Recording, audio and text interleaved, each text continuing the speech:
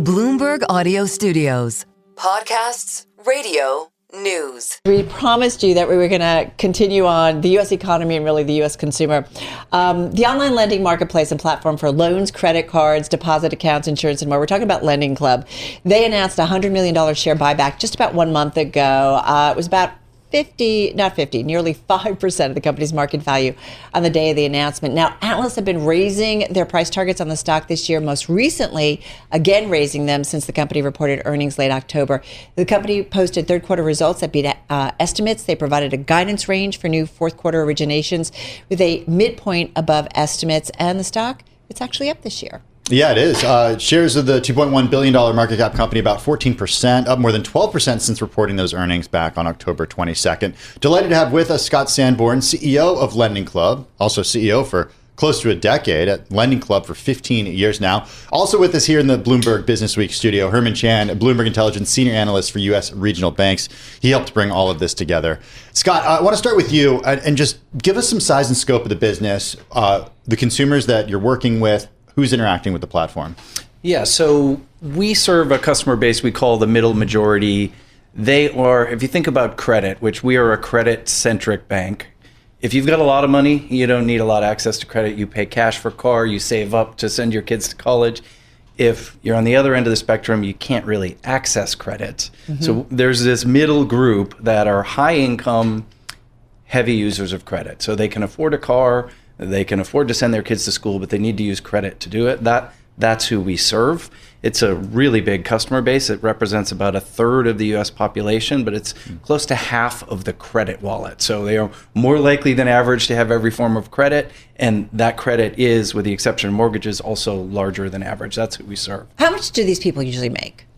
Our average, and obviously misleading, averages can be misleading, but average is about $125,000. But you can think of it of ranging between, call it $80,000 in individual income to about $200,000 is where we really over-index. Great. One of the real highlights of your recent Investor Day last month was the panel discussion with marketplace investors, and we talked about this earlier before your appearance here on radio. One of the panelists talked about aligning performance expectations, partnering with better operators. Are you seeing that with the private credit space? Yeah, we do. So, we were born as a marketplace. Initially, everything we originated, we sold. When we acquired the bank in 21, we started to hold a portion of our loans on our balance sheet. That both gives us a stronger and more resilient earnings profile, also allows us to do other things, innovate using our balance sheet. And what we found is just by aligning our interest with our loan buyers, we're the largest eater of our own cooking. We're the largest holder of LendingClub loans. We care very deeply about the performance of the credit. And, credit is always evolving. It's very dynamic. Because we have a balance sheet, what we can do is when we want to test something new, we test it on our balance sheet.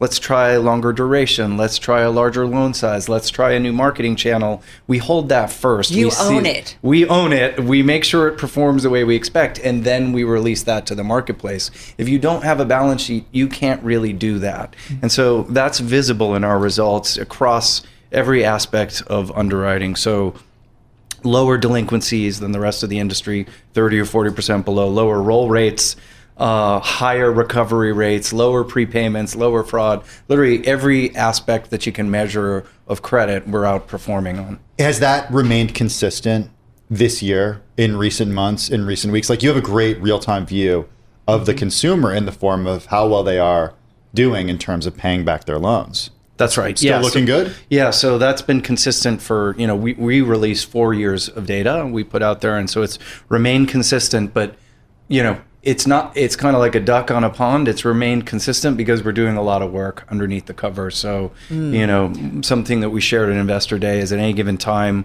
we have more than 200 tests in the market where we're evaluating price points, changes to the credit. So we're constantly adjusting to reflect what's happening with the consumer. And that's what's giving us the consistent results. Well, so that to me says you're very picky about who you lend to. That's true. We are. So in terms of your test, so tell me what it is. I mean, and how many of people who apply or want to access your platform, you're like, I'm out. Yeah, so we're pretty good at selecting who we want to have in our portfolio and reaching out to those people. Yeah. And then both delivering the price and product experience, but also, let's call it the user experience that gets them all the way through. So we look for areas where, for example, we can control the use of the fund proceeds. If you come to me and say, I want $20,000 because I'm going to do whatever, my kid needs braces or I'm moving cross country, great. But unless I'm paying the orthodontist, I don't actually know that that's what you're using it for. Yeah. So we try to, set ourselves up so that we are in some ways controlling the use of proceeds and then making the experience such that it makes it really easy. So our largest use case is for people who already have debt, credit card debt, most notably, which at this point, more than half of all Americans are carrying. They're carrying it at really high rates, 23% interest rate. It's the highest they've ever been in history. And we say, great, you should do this instead. It takes less than 5 minutes. We're going to save you 700 basis points. Oh, and by the way, check all the credit cards that you have that you want us to pay off. Like we see you have Chase or a Cap One. Great, check those, and we're going to pay them directly. So we know you are paying off your credit card debt. You're not just saying you're going to pay off your credit card debt and taking out more money. We are paying it off for you. Benefit for you is, you've consolidated everything into one bill. Other benefit is your FICO score usually goes up by 30, 35 points because you've lowered, your utilization. How much can you lower? Like, I got to tell you, credit card rates just blow my mind about how high they are. And I'm just curious, why are they so high? Are people so bad? Is it to cover? No, I'm curious. Yeah, no, it's a great question. I mean, it just seems like it's out of control. And I think it prevents people from becoming financially solvent or creating, kind of getting ahead of the game, if you will. Yeah, there's a lot to unpack in that. Sorry. It is, no, it's a great question. And, there's a number of questions underneath. But I'd say the biggest thing is, if you think about how people choose credit cards, it is not based on the interest rate. Yeah. Right? It's my Sky Miles card or my retail store card. I'm going to get rewards for this. They don't even know what the interest rate is, or it's a promotional rate that resets. So that's one. They don't choose based on that. Half of the people don't revolve on the card. They're collecting these rewards, but they're not carrying a balance. Well, guess who's paying for that? All the people that are carrying a balance. Those people don't know what their rates are. The research we've done is half of all customers don't know the interest rate on their credit cards, and the half that say they do, more than half of them are wrong. Right? Wow. They think they know their rate, but they don't. Right. And so cards have been able, and one of the big resets with the cards was driven by the Card Act, which limited how much cards could increase rates. So they factored in higher rates. I just want to jump in real quick. We are speaking with Scott Sanborn, CEO of LendingClub. He's been CEO for close to a decade. We're also just getting some breaking news, too, on Apple. Apple's design executive, Alan Dye, poached by Meta in a major coup. This is the most prominent design executive at Apple. This underscores a push by the social networking giant into AI-equipped consumer devices. We also have here with us Herman Chan. He's Bloomberg Intelligence Senior Analyst for U.S. regional banks. Thanks. I wanted to follow up with you, Scott, on some of the medium-term expectations you laid out at Investor Day. You talked about doubling loan originations. We're talking about $18 to $20 billion a year. What are some of the levers to get you to that level? You mentioned use cases. Maybe talk about home improvement as a use case, and how do you maintain solid credit quality as you ramp up that volume? Home improvement is something you're getting into, right? That's right. Yep. First and foremost is, as I mentioned, credit card, refining people out of their credit card debt into a fixed rate, lower rate loan is number one use case. It's about 80% of what we do. That market is the largest it's ever been. There's 1.3 trillion in credit. 80% of what you do is that. Wow. Yeah. Go ahead. Sorry. So that is, 1.3 trillion in balances priced at really, really high rates. We, when the rate environment shifted and the inflationary pressure shifted, we pulled back on a lot of our marketing. So we're currently running today at sort of below our historical volumes. So we're just going back into that market, turning back on marketing channels that we had turned off.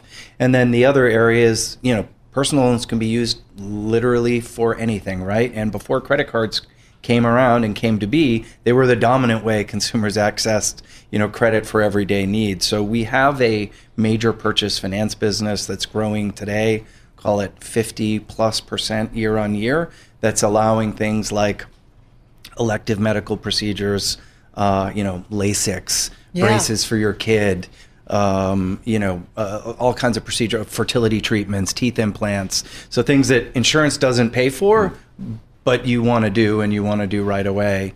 Private school education, that's another one. So home improvement is sort of a next adjacency. People right now are staying in their homes longer. 75% of Americans, their mortgage rate is under 5%. They're not going anywhere. Right. And the homes are getting older. So the homes need to be invested in. They need to be improved. So effectively enabling home improvement through an unsecured loan where, again, we are controlling the use of proceeds. We can pay the supplier. We can pay the contractor. We've got the capability through an acquisition we announced to, disperse this in phases to multiple parties. So we're really excited to kick that off. We've only got like 30 seconds left here. Consumer doing okay? I'd say the consumer we serve is demonstrating themselves to be remarkably resilient. Despite, I hear that a lot. It's a drinking game now. But we'll acknowledge the sentiment isn't great. Okay. Yeah. Come back soon. I have to tell you that I think we're all like, I want to go. Please come back late, because I think you have a great vantage and view into what's going on in the economy. We'd love to. Okay, we would too. Scott Sanborn, Chief Executive Officer of LendingClub, our amazing Herman Chan, Bloomberg Intelligence Senior Analyst for U.S. Regional Banks.